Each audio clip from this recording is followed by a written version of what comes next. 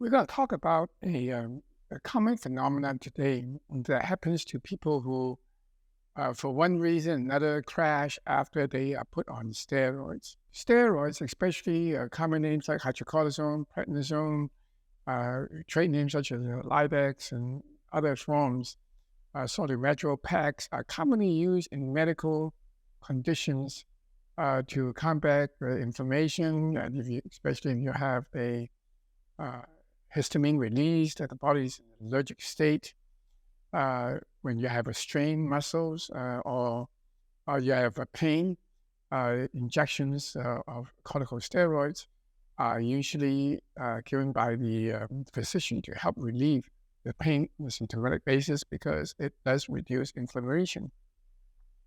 It does work in that sense, and many people find good relief. And in the last, I'd say, 2 or 3 decades, there's also been a variety of different forms of steroids that has been advanced from short acting to medium to long acting. And so if you have a back pain or you have a strained muscles or you have a sprained ankle or you have allergic reactions and you go to the urgent care and you have a rash and antihistamine doesn't work, then usually steroids is prescribed. Steroids also prescribed if you have breathing problems such as asthma or if you have a lung infection to help the body heal while the antibiotic is on board. So the use of antibiotic is what we call it, widely prevalent. And most of the time it works. And you start out with a pretty high dose, usually for a short term, and then maybe 20, 40, 50 milligrams, and then slowly kind of titrate down.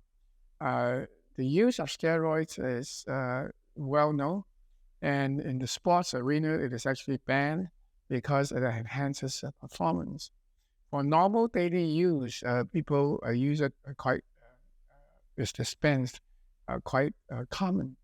Now, you would think that something like this, which is so well received by most people, would have no problem. But in a small number of people, either acutely or afterwards, they complain that their body is never quite the same. They may get over the hump in terms of the rash, but a lot of the people may complain of fatigue, anxiety, sleeplessness, insomnia, both an inability to fall asleep as well as waking up in the middle of the night.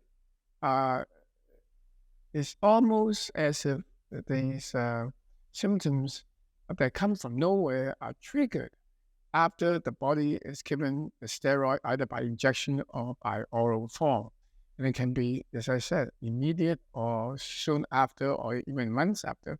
But you will find that a lot of people do complain that their body is never quite the same. And from that point on, it's almost like the body is struggling to reestablish its own homeostasis. And this journey usually takes the sufferer through many, many doctors, endocrinologists, testing of various kinds, and then ultimately would be abandoned because there's really no explanation why the body would, so to say, kind of, quote, fall apart and never be the same. And the struggle will continue for years. And this is a classic picture. Many of them, when they present themselves, would have this type of weakness, anxiety, brain fog, loss of vitality, loss of exercise capacity. The body is never quite the same. Multiple chemical sensitivities, pruritus, tinnitus. It's just that the body feels off for some reason and is never able to regain its footing. No laboratory test is positive. Usually it's always normal. And that is one of the biggest problems because when the laboratory tests are normal, the conclusion is that there's nothing wrong. And so the sufferers are kind of left as navigating on their own. And if they complain enough, then there's usually given antidepressants or sleeping pills for symptomatic treatment.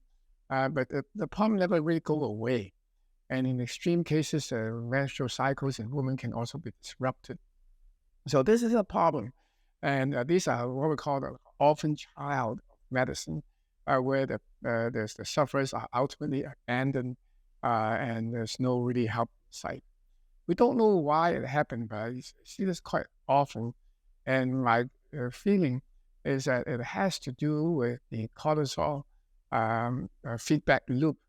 Uh, the scientific literature on this is quite rare because there's just not enough cases to warrant that type of study.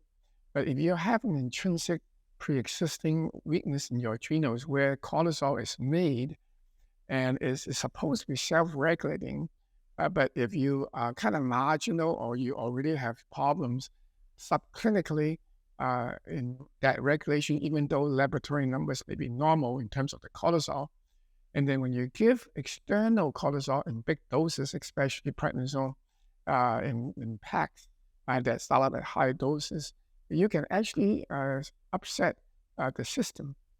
It's almost like you have an external bolus and giving the body external cortisol. So in some people, the body adrenals may not feel a necessity to make it anymore. So when the feedback loop is offset, then the body depends on the external cortisol. Of course, the longer you stay on cortisol, the harder it is to get off. And this is oftentimes another problem. And when you get off, you can get withdrawals and you can get rebound reactions. But the concept at a higher level is that when external cortisol is given, the body may not feel a need to make its own endogenous cortisol. And when that happens, when you withdraw the external cortisol, let's say the 5 days is up, the 7 days is up, the body is supposed to kickstart itself and then to replenish. But if you have a weak adrenals and this feedback loop has kind of been dysregulated, it may not be able to self-start. So when that happens, the body becomes cortisol low subclinically, even though, interestingly, the levels by blood test may be normal. The saliva test is more important to see the diurnal rhythm because oftentimes you may not have caught it at the right time, but that's a separate issue altogether. The concept, what I'm trying to allude to here, is that the body goes into this loop where it is unable to self-regulate and self-drive itself to reset and then to rebound when the external steroids is taken away. So when this happens, the person have low cortisol on a relative basis. It may not be on an absolute basis. And the body feel more fatigued, the inflammation will come on because there's less inflammation suppression mechanism. Cortisol is the one that helps to drive sugar into the bloodstream as well for stress. So the body cannot handle stress when the cortisol is low. So there's a lot of these sequences that can happen that results in almost a very convoluted, kind of very hard to understand basket of symptoms that defies conventional medical logic. So the way to look at this situation is to kind of step back and look at the whole body. We know that the stress control mechanism ultimately rests in the adrenal glands and regulated by insulin, regulated by adrenaline, and regulated by cortisol. So, you can have this interplay of these three hormones that can cause problem to start, even if you don't have adrenal issues or cortisol imbalances. And when you throw in the cortisol and then you take it away, this can upset the web of the feedback loop. So primarily, it's very important to look at the history, try to see which of the 6 neuroendometabolic circuits that can regulate cortisol function, adrenal functions, as well as adrenaline and insulin plays into this stress regulation. So it's rather complex. There's a lot of physiology involved, but a detailed history will tell you the answer. We know that there are 6 circuits, as I said, so we find out with challenges which one is the weakest, and we try to naturally support it and give the body the resetting of the cortisol if that is a main issue, or if it is an issue where it is driven by adrenaline from the cortisol withdrawal, as the sugar can be metabolically offset because the cortisol drives increase in sugar. So when you also have people who have a sugar sensitivity, their sugar level may go down when the cortisol is withdrawn, creating reactive hypoglycemia if they already have some weakness. On top of that, if the cortisol is driving to reduce inflammation, the adrenaline level may also be high, medium, or low as a compensatory response. So that's another kind of like a wild card into the whole system.